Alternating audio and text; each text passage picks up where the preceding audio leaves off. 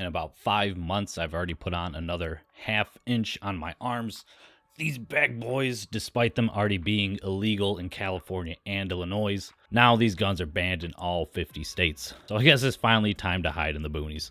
Hey y'all, it's your boy John Talla, and my arms are finally sitting over 16 inches now. With a cold flex currently, my right arm is 16.47 inches, about 41.8 centimeters for my metric friends, and my left arm is 16.4 inches, about 41.6 centimeters.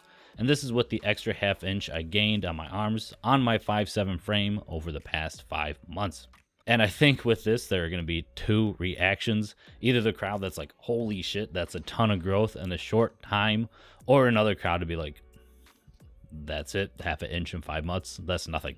If you're in that camp, this is realistic natty progress, and I'm going to toot my own horn and say this is pretty damn good for someone who's been training for about 5 years now. If you're not brand new to lifting, you're not going to get an inch in a month. These things take time, especially when you are not trying to become a bloat lord and have a ton of fat on your arms. And then say you gained an inch when you really are just much chunkier. I mean, as of now, I'm definitely heavier. I'm consistently over 190 now, officially passing the clinically obese mark on my BMI. But my arms are still vascular. I still have my bicep veins. There are still tricep definition. So it's not that bad yet. I mean, my shoulders still look good and I have shoulder vascularity. But I'd say the cut between my bicep and tricep is probably less pronounced, and I'll put up videos here for you guys to judge for yourself. Unfortunately, the lighting's not the same, so it does affect it. Since this last clip in May, I've added at least 5 more pounds, even with my mini cut that I had. Now, that may not sound like a lot, but it is enough to keep my arms growing and my other body parts I'm focusing on right now. And this is without calorie tracking for me as well.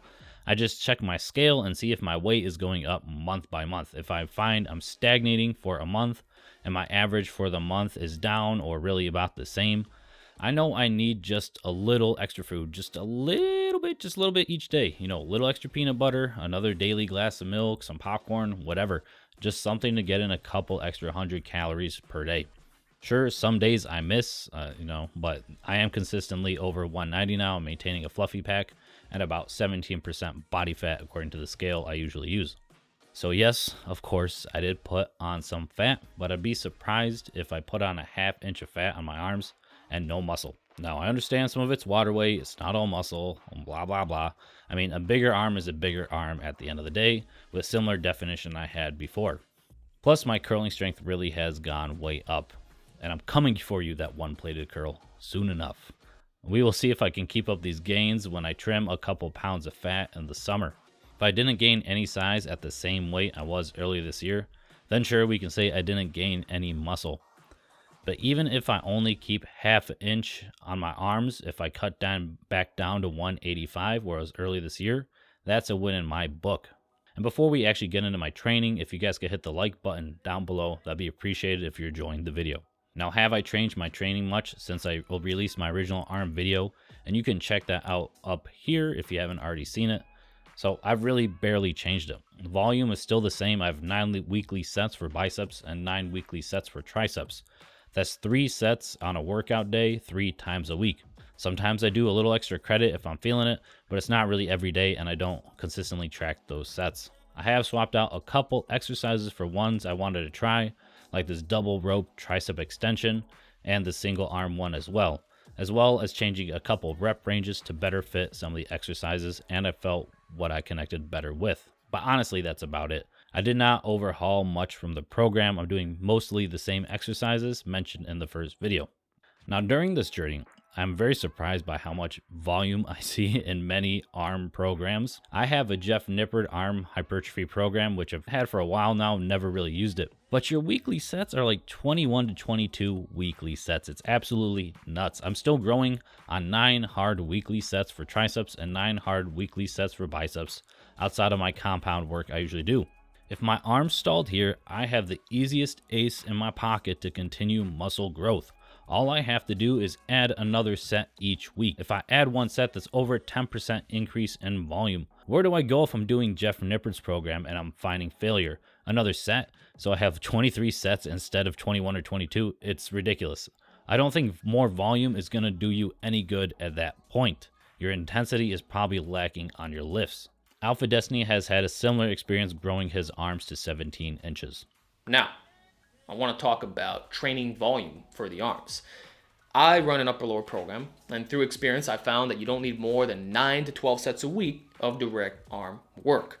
So that'll feature a maximum of 2 exercises for biceps and triceps per workout. Now, could I creep that up to 3? Would that result in slightly more gains? Potentially.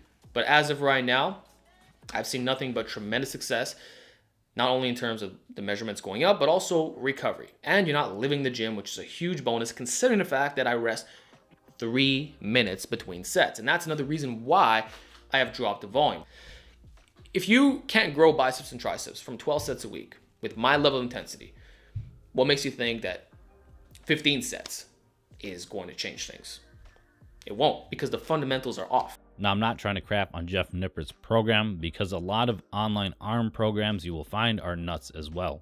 Similar amounts of volume and just lots of work. I understand the muscles can recover pretty quickly since they are smaller, but if it's not needed, why are you doing it? Although Jeffrey Verity Schofield responded differently to his arm training, and I will admit that. Now, in terms of the volume that I use, some people might be surprised about this. I did a whole video up there on ultra high volume. I was doing 18 sets of biceps per week and 14 sets of triceps.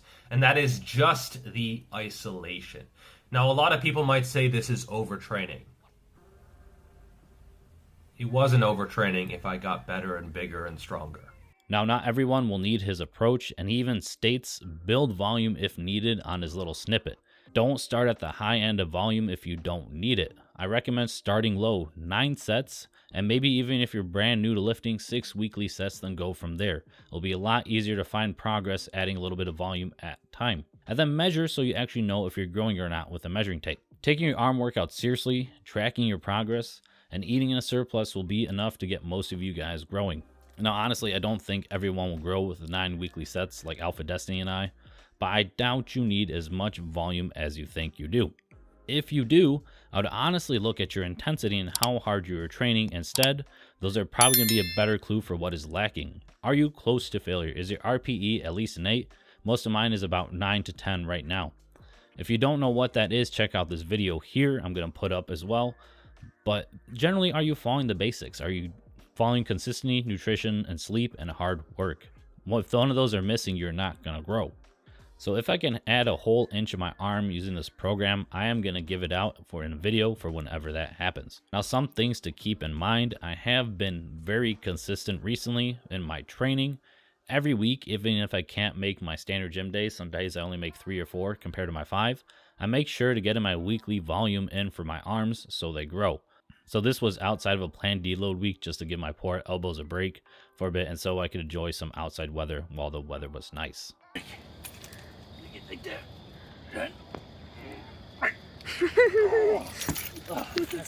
Also, all of my bicep and tricep work is in addition to my compound lifts. I'm benching twice a week right now, also pulling twice a week. While I don't include those in my volume for my biceps and triceps, they're still getting a little extra stimulus with those movements. And I'm doing so many pause bench reps, guys, right now.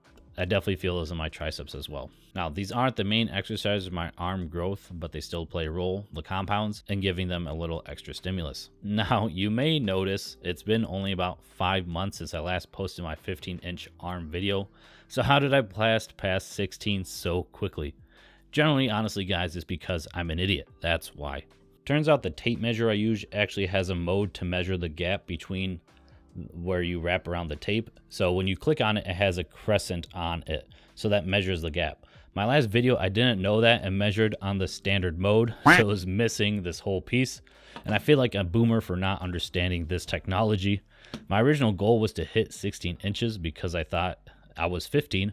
But turns out I was way past that at that point. Now I'm thinking I might as well just shoot to 17 before summertime next year. So that would be an inch from my original video when I thought I was 15 inches plus some extra. So that's the new goal for now. And make sure to subscribe for the journey because I will be giving out my program that I'm using right now if it yields those results. If you still need to work your way up to 15-inch arms first, check out this video here.